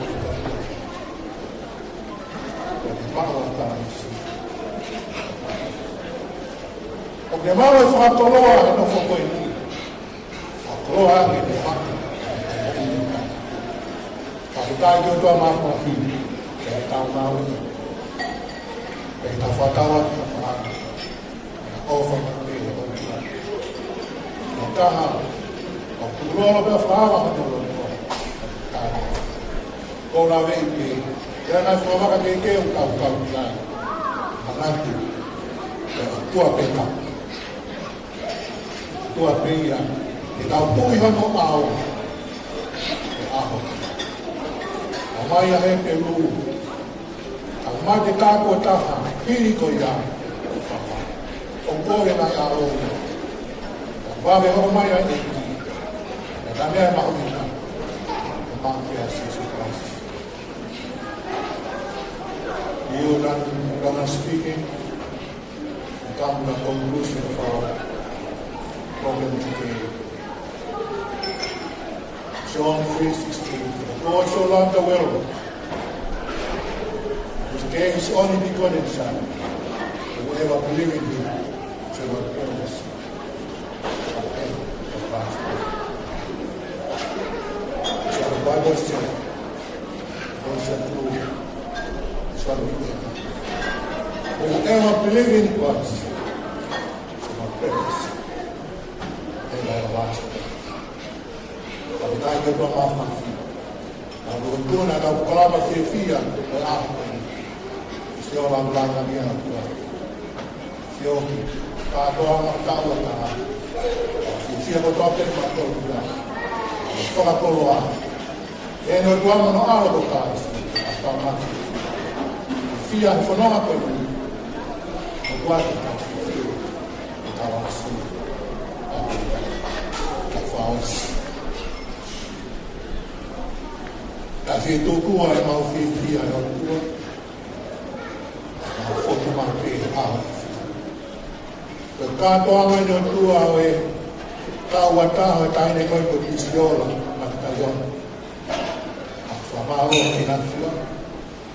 Fai ai work with your mouth out of the afia. I have my whanau ki aina, toloi ma toloi. Tāna upinga pe afio nā. I whakahoko e aho koe ni. Ma mātāho no whakawha. Ma mātāho no whiawhia. Ma mātāho no whakatoloa. Ai teo nai whai afio nā. Koe koe kaunanga koe ni. Ma whiawhia kotoa pe. Ma whawhinai ai. O lawa pe koe kuna kua mawhawha. Fio ke aho koe ni. Amaro que a fera se Maria vai me pôr fai. A minha família. Amaro que a fera que ganha do pé mal caufata que. Mal fia, alguém no caufata. É que tá indo TFP. Me até com mal tio. Mal tolon ko to ko to. Mal fra fera. fai mio tata a passi. Forma no maulatore fia. Ma fra moni, la caia no ia mo a che. A falta che fa na tua che na coi, a guarda che fia. O per la mengia. Ya ma tutu, tu be per la azione. La mala di Martone. Fai no hino che a suo fura. Poi avevo che ma passi. Roma aio perché ne ma passi. Ma fra mano, ma che non ma che ma non fa cagare, ma che classe, ma fa. Cresce di così su classe, la dove tamano fiore, la mani ma con la todo che la libertà e che fa prima che no, non ha figli, fai tutta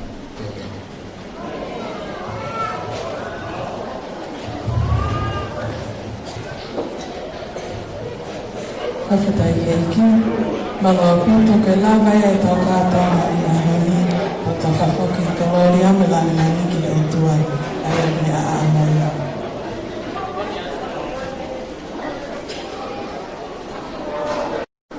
Iyo. Tata ki atu, ka ngahi te pili o mono loto na mea ai, ia tai ko tau i ai, kore whamatuatu aki, o na ke tau ko ya ke no algo todavía na hora tuya na la vida para que te diga que no hay más fácil